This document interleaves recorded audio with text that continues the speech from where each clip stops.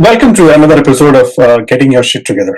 I'm your host, Neil, and today we are diving into one of the most popular ways to build wealth, investing in real estate.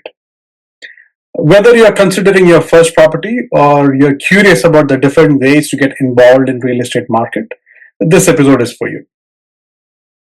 We're going to cover the basics, like why real estate is such a powerful investment tool, the different types of properties you can invest in, and the various approaches, whether you're looking for a hands-on experience or prefer a more passive way to grow your money. We will also talk about what kinds of return you may expect and the risk that you would have to be aware of before you take the plunge. It's a lot to cover, but we will break it down step by step to give you a solid foundation. Hey Jerome, how are you doing? I'm doing very well, Neil. Thank you for asking.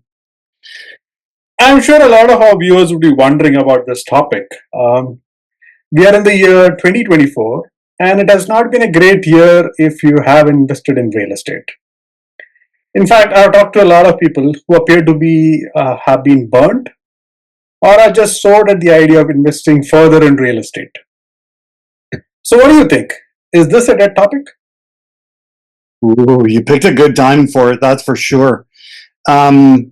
I agree. There are a lot of people who have gotten into this and they've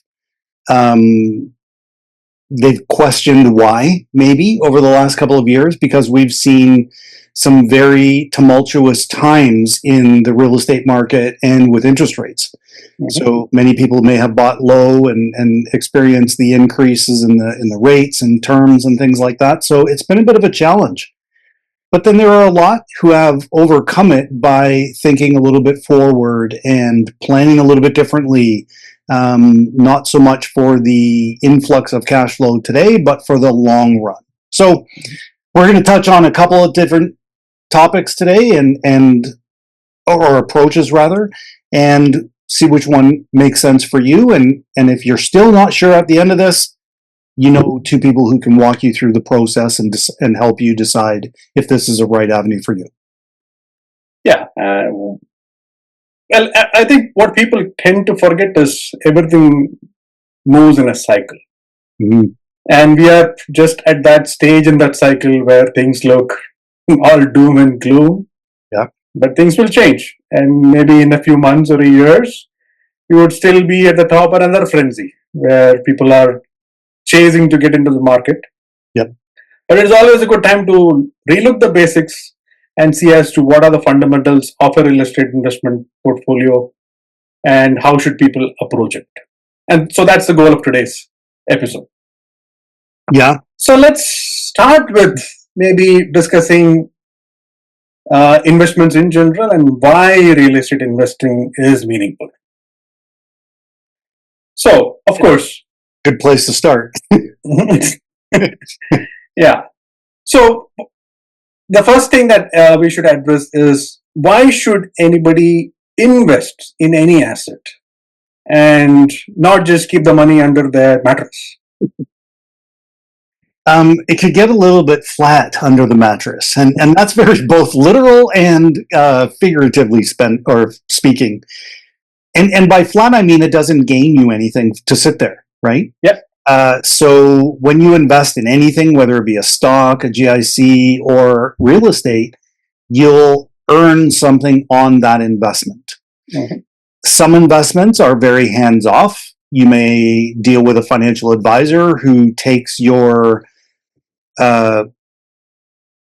investment personality into consideration and determines where to invest money that you give to them, and then they promise a certain type of return.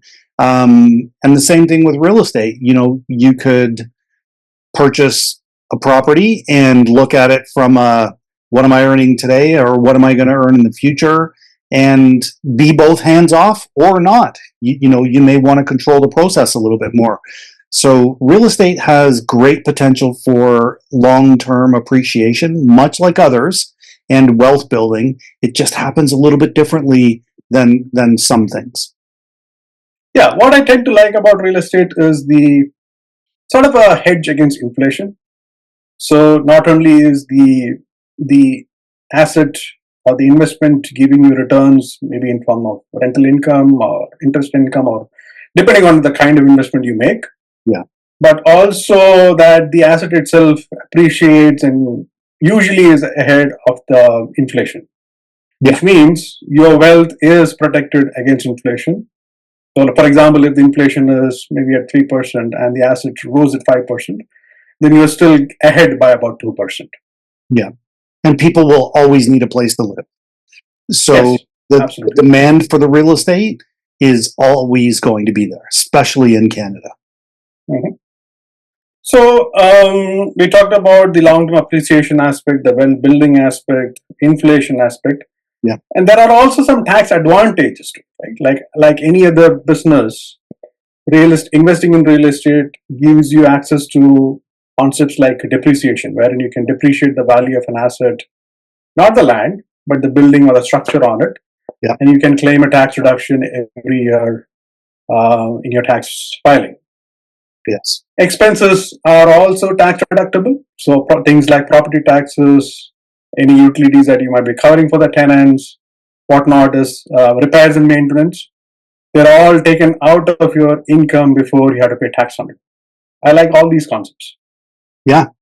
I mean, effectively, when you buy a rental property, even though it is deemed like an investment, similar to stocks, bonds, and all that other stuff, it's a little bit more than, because you can't necessarily write off all of the expenses that you might incur when buying a stock.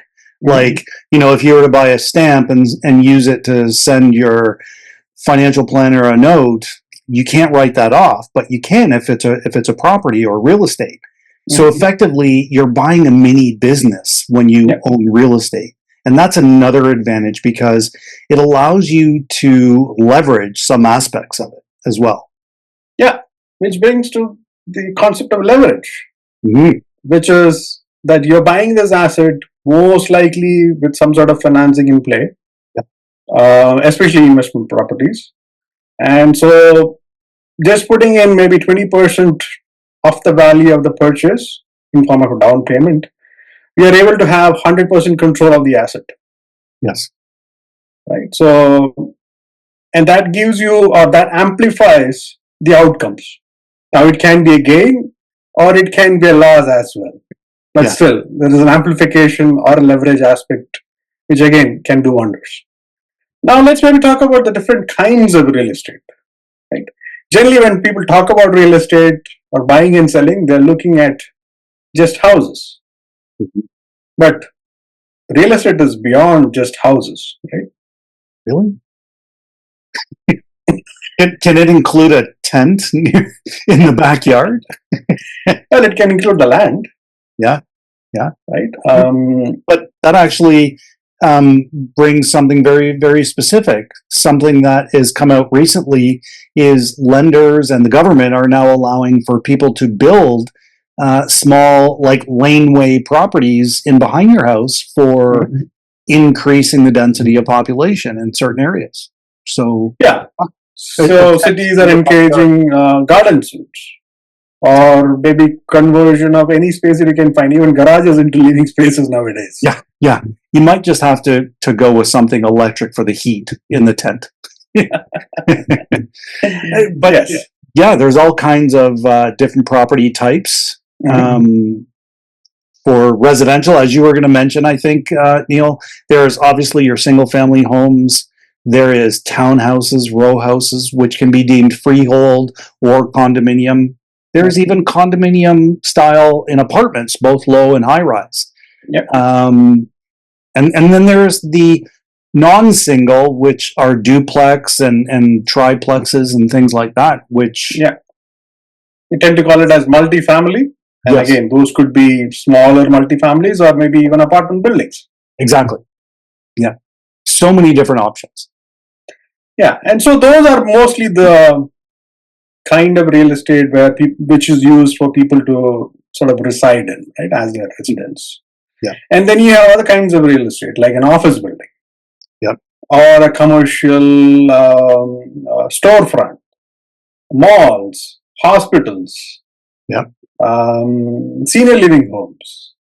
Yes. Storage locations. Yep. hotels.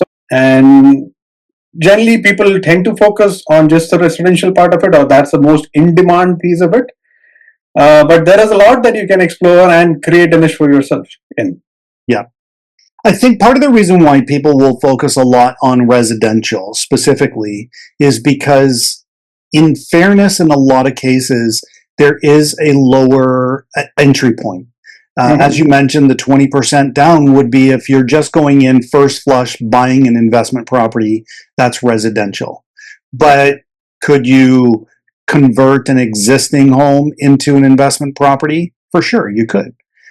Could you buy a house today, live in it for a couple of years, and then turn it into an investment property later, and then buy another home? Yes, you could. Yep. There are some criteria to look at with that. It's not, it's not as easy as I'm making it sound. There are some things that you have to consider and some disclosures that you have to make. So let's make sure that I'm being very clear. We're doing things above board here. When you're looking at commercial properties, the entry point tends to be a little bit different and higher in most cases. So, it might be you start with residential, get a couple under your belt, and then start looking at something a little bit larger or a little bit different that may have some different elements that appeal to you. Yes, for sure, it has looked more like a business and evaluated more like a business by lenders. So, before a bank gives you the money for the in terms of the financing to purchase a commercial property, they most likely want to know that you are capable of running such an enterprise, right? Because it's essentially a business. So, what is the business model? How are you going to make money? How are you going to ensure that you're going to pay back the bank? And so all of that needs to be proven. And so having some sort of background or experience definitely helps. Now, we talked about investing in real estate by buying the asset. Right? But there are other ways to also participate, which is in the form of maybe more income generating activities. Like flipping homes. Right? That's one area where you don't necessarily have to buy and hold the property, but you could be buying properties which have a potential to add value in. You could be renovating and then selling it in the short term. We know somebody who this year purchased a property at a relatively lower rate than what the market would have supported because the seller was mostly interested in liquidating as fast as possible. So the property was also dated, so it did need some upgrading. And the buyer that you and I know was willing to go into this, partner up with a contractor, get the work done. They financed it all privately and then listed it. I think the buy-in initially was like $450,000, and then the sell after $120,000 to $140,000 renovation was close to $800,000. I think it was like $785,000 or something. Okay. And they did it in like 4 months. Nice. So that's a pretty good return. Yes, absolutely. Of course, there is work involved. It's more active, right? 100%. You have to know what you're going to sell for, how much it's going to take to renovate, hold the property for that interim, and then do it all on private money, which is a higher cost, but then again, it's a higher return. And to try to come in budget, and so making sure that you're pricing out everything well and not overdoing it, because some people, when they do a flip like this, they look at all of the fixtures and all that kind of stuff, and they think, well, if I was to live here, this is what I would want, and they'll go for a little bit more expensive as opposed to recognizing that the property is just going to be sold. So let's go in with some of the most minimal but still appealing things that people will like. They need to know what exactly is the market appetite. For whatever they're creating. And that area. Yeah, for sure. Because this is where that location really comes into play. Understanding the area very well will help you price accordingly for the best potential of success. Now, that's a very active form of investing. right? Very But there are more passive forms of investing as well, like maybe investing in real estate, but through a REIT, yes. right? Now, the REIT instead could be holding properties, or maybe it is participating in the financing of such real estate. Yep. Yep. REITs tend to sort of, or by the tax structure, are supposed to give out their entire income or most of their income at the end of the year in the form of dividends Mhm. to the shareholders. So that's how you get a return by participating in a REIT.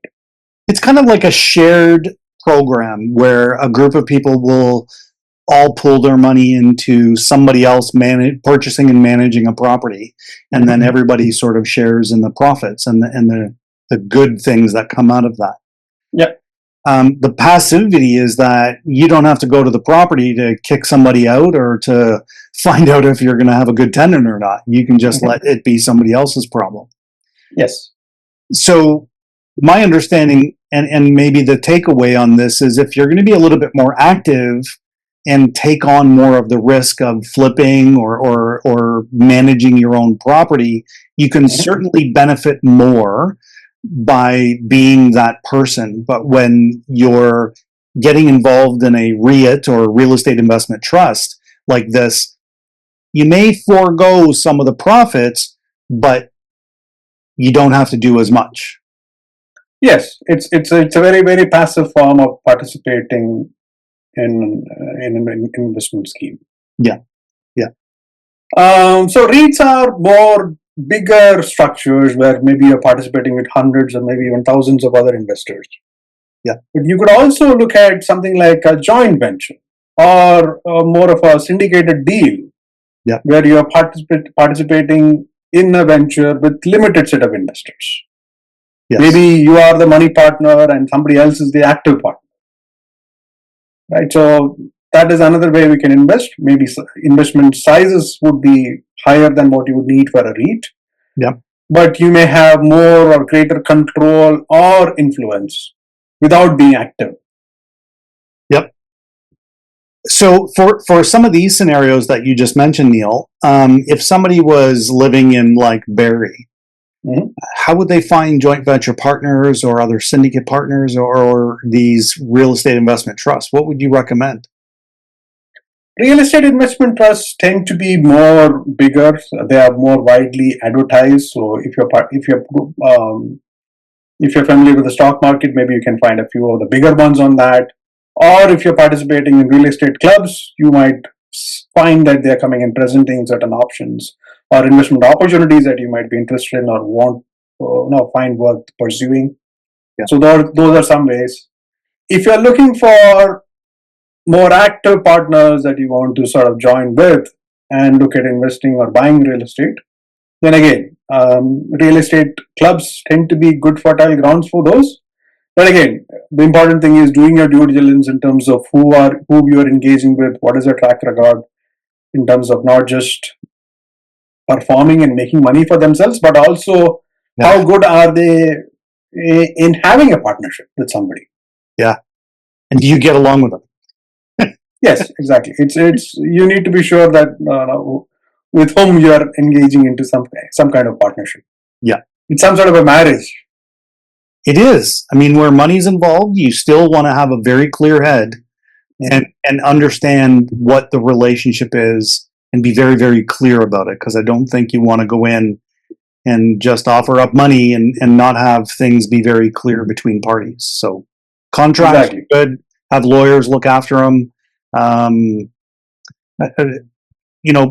a good power team to support you through the process, a mortgage broker, a lawyer, even looking when you're involved in this real estate world, even looking at appraisers and contractors and people who can really give you some good sound advice about the investment and the process that you're getting yourself involved in. Exactly. Now, there is another form of investing or making money off real estate, which is private lending. Yep. Now, private lending can involve you giving money in the form of a mortgage, which is secured under real estate, or it could be even in the form of hard money loans like promissory notes. Yep. Mhm. So if I'm going to say anything on this right away, the first thing that I would recommend is consider being the mortgage person if you have the funds available. And if you're looking at doing something hard money, what Neil just talked about knowing who you're doing it with, and really understanding the market, because if you're just throwing your money in thinking that, hey, this is a great return, I'm going to let somebody else manage it all, be aware that you need to have a good understanding of what you're doing. Yeah, you need to have an understanding of the risk profile. Yeah. You need to have a clear view of how much the other person is leveraged, because these are things that you cannot track of a credit report. Yeah. Yeah. Now, be cautious. That's the message, I guess. Be very cautious. And like I said before, seek advice. If somebody comes up to you on the street and says, hey, I've got a set of speakers in the back of my truck, you know what's going on, right? So if somebody says, hey, I've got a deal and I need X amount of cash, like, ask for details, look for the legitimacy of what's being offered. And again, I can't say it enough. Seek advice. If you feel uncomfortable about it, just pass it. Just don't do it. You don't have to. Nobody is twisting your arm. Be comfortable with the investments that you invest in. So I think you have given a good overview of what investing in real estate can provide. You talked about all the goody things. Yeah. Maybe let's talk about the not so good things or the risks involved with real estate. Yeah. And let me start with market volatility. I think the environment that we are in sort of speaks to that, right? We are in an environment where property prices are not increasing, or we have maybe only decrease this year. Yep. Interest rates have risen, making borrowing much more difficult, qualification much more difficult, servicing your mortgage payments a bit more challenging, depending on the kind of property you might have. So, tough environment in general, right? Again, this doesn't pursue or persist for long, but it's a phase that somebody who is invested in real estate should be able to sustain and come out of it. Yes. Yeah, you don't want to do this with like all of your eggs in the one basket. You want to at least have something else going on, or at least have an emergency fund that you can dip into if needed when these high prices or hard times do come out, because you have to budget for it. I don't think that it's responsible for somebody who's investing in real estate to just simply think all will be good all the time. You need to make sure that you have something to fall back on, just in case these tough times do happen, because as we're seeing, they do happen. Yes. And when things go wrong, generally more than one thing goes wrong. Yeah. It's not just high interest rates. It's the ability to sell the property, or, maybe you get a bad tenant, because those things do happen. And when you I have a friend who has an investment property in Halifax, and the first person that he had renting there, and the plan of this property for him is he's eventually going to move into it. So he bought it early with the potential to eventually move into it. But his first tenant got caught smoking in the building a couple of times, and he was getting the letters and stuff. So there was a lot of back and forth. And after a while, he basically had to do an eviction, which is not good. But doing that from here in Burlington, where I am, and having to communicate all that stuff, and then even fly out to deal with some of the legal sides of things in Halifax, is a pain. The second person he got in was great, beautiful, lovely older lady and everything, until he just got the notice that she's being moved into long-term care. And so these sorts of things can happen. And they're not necessarily anybody's fault or whatever. It's just part of the game, if you will, of owning real estate investments. So things to think about. And they're not bad. They're just things that you need to deal with and prepare for. Absolutely. So you touched upon liquidity risk, which is the inability to sort of cash out at short notice, Yeah. and at an inexpensive cost, right? Because not only it takes time to sell a property, but it also costs a lot to sell a property. Yeah. Yeah. And what's the downside when you sell an investment property? What's the thing that everybody's been talking about this year? Well, it depends on the regulation, right? One is if it's an investment property which is tenanted, Yeah. then your market kind of reduces because maybe you're not looking to market at people who want to buy it as their primary home. Yeah. Yeah. Right. There could be other investors who do not want to take over tenants. Yeah. Or the rent on the property is lower than the market rate. Mm-hmm. So all of these can pose challenges in just being able to liquidate that asset at a time of your choosing. Yes. And Yes. then the general demand in the market, right? If we are trying to sell in an environment like we are in today, then obviously you're not going to get the asking price that you had in mind. Mm-hmm. Notwithstanding the time it takes to just sell that off. Yep. Well, possible. Yeah. And it's something that you wanted to add? Yeah, I was just going to say, like, we're going to get into it in the next part, but just when talking about some of the management challenges. But before I go there on the liquidity, one of the things, if you do sell a property, if you are lucky enough to sell it in the challenging time, you still have the tax consequences as well. Mm-hmm. So things to think about. Yes. And regulations change, right? Like we were surprised with the capital gain tax changes earlier this year. The budget 2024 came up with that change, and it affects you differently whether you're holding in a corporation versus holding it directly. Yes. So again, these are surprises that you should be able to withstand. Yes, and so researching ahead of time and knowing what you're getting into, I can't stress that enough. Mm-hmm. You touched upon management challenges, mm-hmm. which is finding good tenants. Yep. And keeping them. Yes. Tenanted. Yep. Property maintenance is something that you would have to keep up with as long as you hold the property. Either you can do it yourself, or you should at least engage somebody else to do that on your behalf. If it's a property that you cannot access, you don't have the time, it's just too remote for you, and many other reasons. Yeah. I think there is something that I came across when I first got into this industry that sort of wasn't clear to me, maybe as well as it could have been, but it was allowing for something called quiet possession. When you rent a property to somebody, you rent the property to somebody. And that doesn't mean that you can go over there every 5 minutes and complain to them about, the garbage that they left on the driveway or something like that, because it could get to a point where it's deemed like harassment.